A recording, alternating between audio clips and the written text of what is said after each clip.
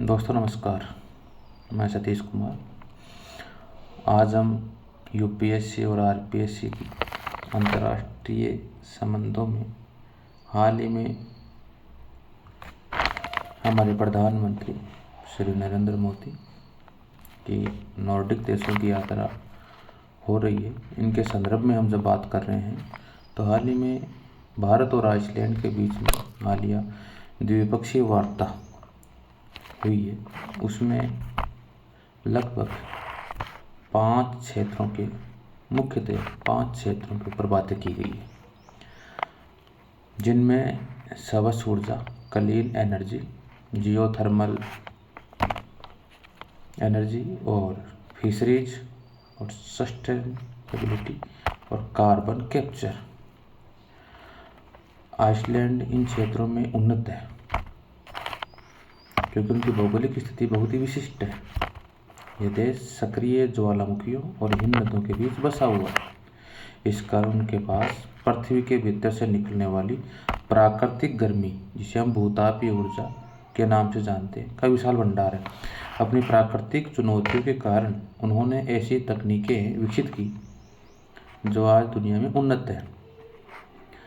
सर्वप्रथम हम भूतापीय ऊर्जा के बारे में बात करते हैं कि भूतापीय ऊर्जा पृथ्वी के भीतर से निकलने वाली गर्म या अत्यधिक तापमान वाली भाप, जिससे न केवल बिजली बनती है बल्कि अन्य चीज़ों में काम में ली जाती है। जैसे आइसलैंड उस भाप से न केवल बिजली बनाता है बल्कि उस गर्म पानी को पाइपलाइनों के माध्यम से पूरे शहर के जो घर हैं उनको गर्म करने के लिए भेजता है। उनकी जो प्रमुख कंपनियां हैं जैसे आर्कटिक ग्रीन एनर्जी है, जियोट्रॉफी है और इसोर है, उसमें तकनीक में महारत हासिल है। तो भारत में वो सहयोग कर रही है। और भारत में क्या सहयोग करेगी? हमें मालूम है कि भारत के पास 10 गीगावाट की भूतापीय क्षमता है। 10 गीगावाट की भूतापीय क्षमता है। आइसलैंड की सहायता से भारत की सार्वजनिक क्षेत्र की कंपनी ओएनजीसी लद्दाख की पुगा घाटी में ऑयल इंडिया हिमाचल प्रदेश, अरुणाचल प्रदेश में भूतापीय बिजली संयंत्रों पर काम कर रही है। साथ ही हम देखते हैं कि जियोट्रॉफी कंपनी हिमाचल के किन्नौर में सेब को खराब होने से बचाने के लिए भूतापीय आधारित कोल्ड स्टोरेज बना रही है। तो हमें स्पष्ट है कि यहाँ पर जो लद्दाख की जो पुगा घाटी है उसमें ओएनजीसी और हिमाचल प्रदेश और अरुणाचल प्रदेश में ऑयल इंडिया, ये सब आइसलैंड की जो कंपनियां हैं उनके सहयोग से काम कर रही है। तो हमारे लिए ये महत्वपूर्ण है। दूसरा है कार्बन कैप्चर एंड स्टोरेज। हमें पता है कि जलवायु परिवर्तन के दौर में CO2 की वृद्धि तेज गति से बढ़ रही है, जिस कारण तो ये तकनीक है, ये एक महत्वपूर्ण तकनीक, क्रांतिकारी तकनीक है जो कारखानों और वायुमंडल में मौजूद कार्बन डाइऑक्साइड गैस को सोख लिया जाता है।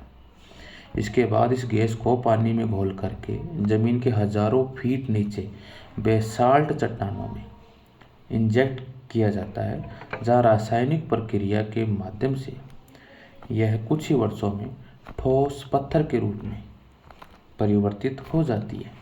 और इसमें जो प्रमुख कंपनियां हैं आइसलैंड की, जो है कार्बफिक्स, यह कार्बन को पत्थर में बदलने वाली दुनिया की सबसे प्रसिद्ध और सफल कंपनी है।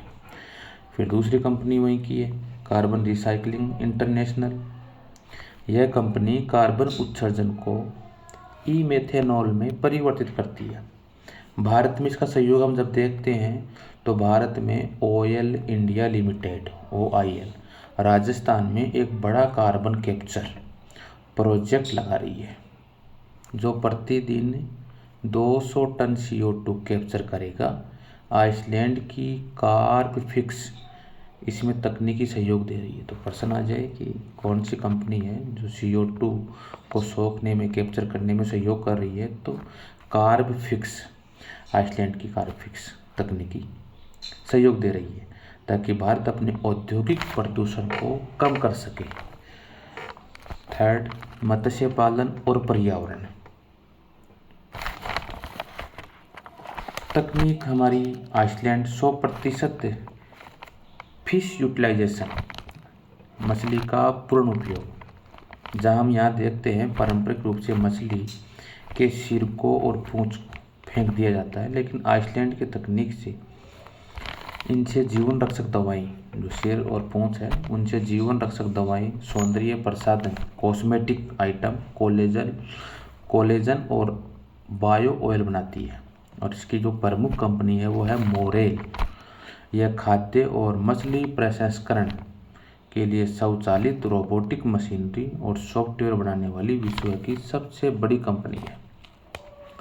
भारत में सहयोग देखें तो भारत की तटरेखा जो कोस्ट लाइन है बहुत बड़ी है। आइसलैंड की इस उन्नत तकनीक से भारत के मछुआरे और समुद्री उत्पाद निर्यातक बिना किसी बर्बादी, जीरो वेस्ट के मछलियों से 3 गुना अधिक लाभ कमा सकते हैं और उत्पादों को लंबे समय तक ताज़ा रख सकते हैं। तो ये हमारे मछली उत्पादन में सहयोग करे, निर्यात बढ़ेगा, सतत विकास। आइसलैंड की जो सर्कुलर इकोनॉमी, जिसका सिद्धांत सर्कुलर इकोनॉमी, यहाँ एक उद्योग का कचरा जैसे गर्म पानी या CO2 गैस दूसरे उद्योग के लिए कच्चे माल का काम करता है। इसको बोलते हैं सर्कुलर इकोनॉमी। जैसे ग्रीन हाउस में सब्जियां उगाना या फिश फार्मिंग करना, ये जैसे काम होते हैं। भारत में सहयोग, भारत के बड़े शहरों में अपशिष्ट प्रबंधन, वेस्ट मैनेजमेंट और कचरे के जो वेस्ट टू वेल्थ है, कचरे से कंचन, कचरे से सोना परियोजनाओं में आइसलैंड के इस मॉडल का उपयोग किया जा सकता है। Thank you.